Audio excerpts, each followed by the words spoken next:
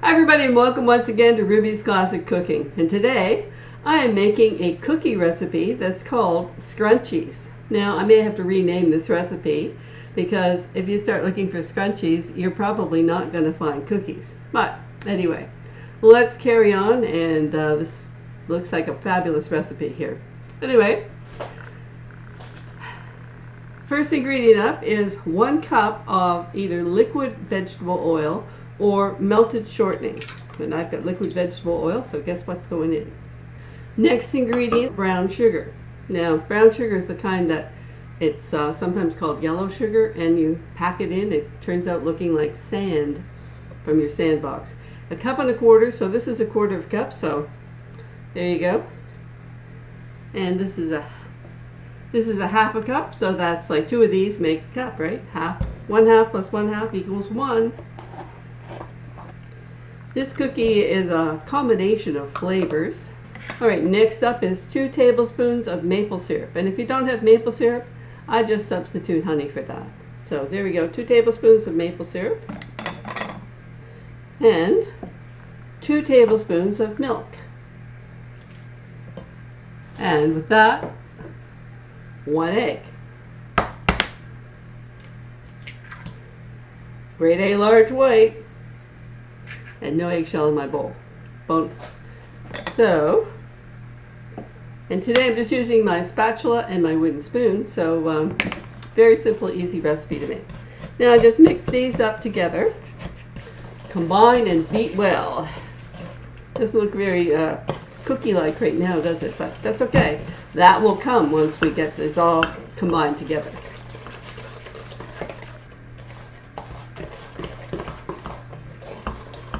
If you have any lumps in your brown sugar, make sure you get those out before you start adding anything else, okay? Now these are what are called a drop cookie. They're baked in a preheated 375-degree oven, which I'll have to look that up in Celsius, sorry. And don't worry, metric people, because all of the metric equivalents will be in my description box down below when I write up this recipe. This is also a drop cookie. And I'm going to use my cookie scoop to do that. This holds a tablespoon, but you can use a teaspoon from your drawer and just heap it up and put them on your cookie sheet. There, does not look a lot. That looks a little smoother and everything, doesn't it? Next up into my bowl goes 1 cup of rolled oats. Those are not steel cut oats, they're rolled oats. Then 1 cup of shredded coconut. 1/2 cup of chocolate chips, and 1/2 cup of chopped peanuts. Now I finally chopped these because this is a cookie recipe, so you want to have fairly small pieces in your cookie because you want to make sure you get a good combination of all the ingredients in each cookie. If you've got too big of pieces of your peanuts, well, some are going to have peanuts and some aren't. And if you happen to have a food allergy or anything else to that, you can either change the kind of nuts or increase the amount of chocolate chips or rolled oats or coconut. And now that's looking pretty interesting, isn't it? And now my next instruction is to put this in the refrigerator for 10 minutes and chill it. So now I've got this all mixed together. See how it looks pretty mushy in here? I'm just going to clean off my bowl, my spoon. Just clean the stuff off of my spoon. And then I'm going to put this in my refrigerator for 10 minutes. And I'll come back in 10 minutes to show you what happened. Okay, 10 minutes has gone by, and I'm back again with my chilled dough. And see, it looks a little different now. It's a little firmer. Now I'll continue adding ingredients to my refrigerated dough.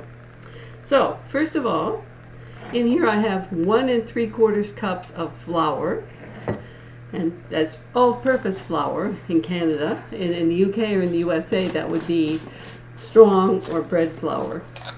I have my flour in a separate bowl because I'm going to mix in my baking powder, baking soda, and salt in here. Then I'm going to add it in here and blend that. So 2 teaspoons of baking powder. That is not baking soda, that is baking powder.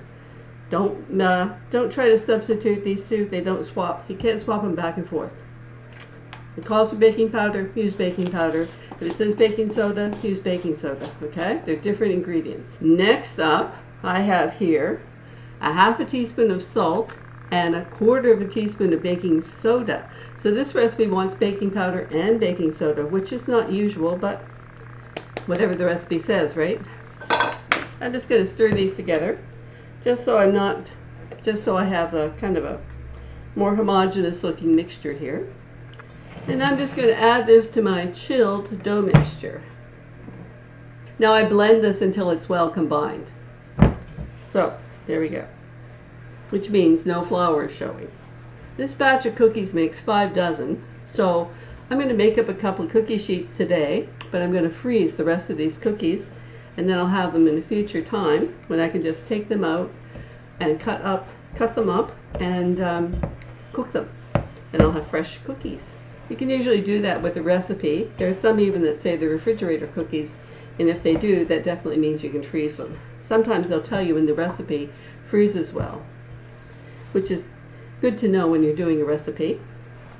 And then, if you need cookies in a hurry for something like, oh, it's school lunchtime and I forgot there's nothing to put in the kids' lunches, or my lunch for work, hey, just you have these nice cookies in the freezer, and you just take 8 to 10 minutes and cook yourself some fresh cookies.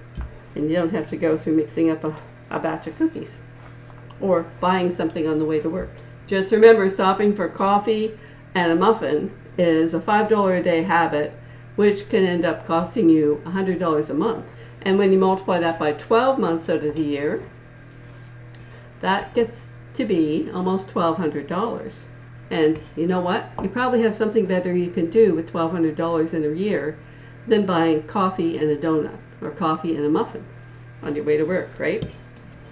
Plus, whatever it costs you for gas to stop and be in the lineup. Okay, there, that didn't take very long. And see, my cookie dough, it's wet. It's quite wet and sticky. But that's okay, because I'm going to scoop it.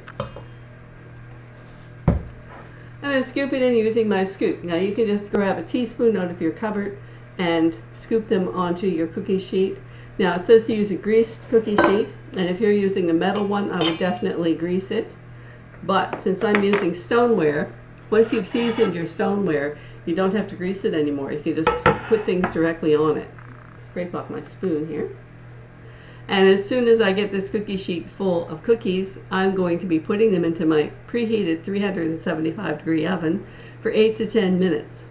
And then I will bring you back after they're cooked to show you what they look like fresh and hot from the oven. Yum.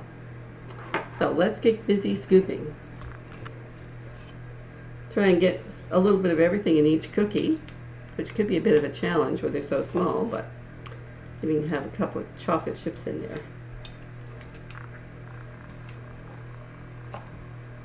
I'll be back in 10 minutes to show you what they look like fresh and hot out of the oven. Hi there, I'm back again, and here are my lovely Scrunchies cookies, all freshly baked, fresh and hot from the oven. And over here is my future baking. I've done up 2 rolls in logs of cookie dough that I'm now going to freeze.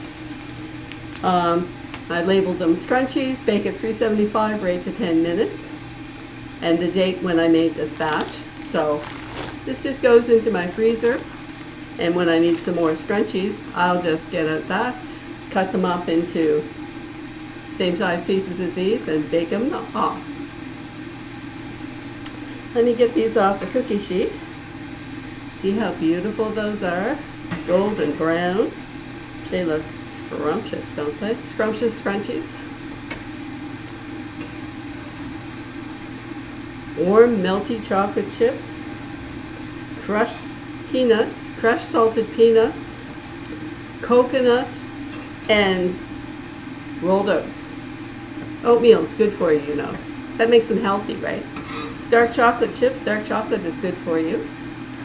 So that means if you use dark chocolate chips and rolled oats, and coconut's good for you too, so these cookies are practically health food. Practically.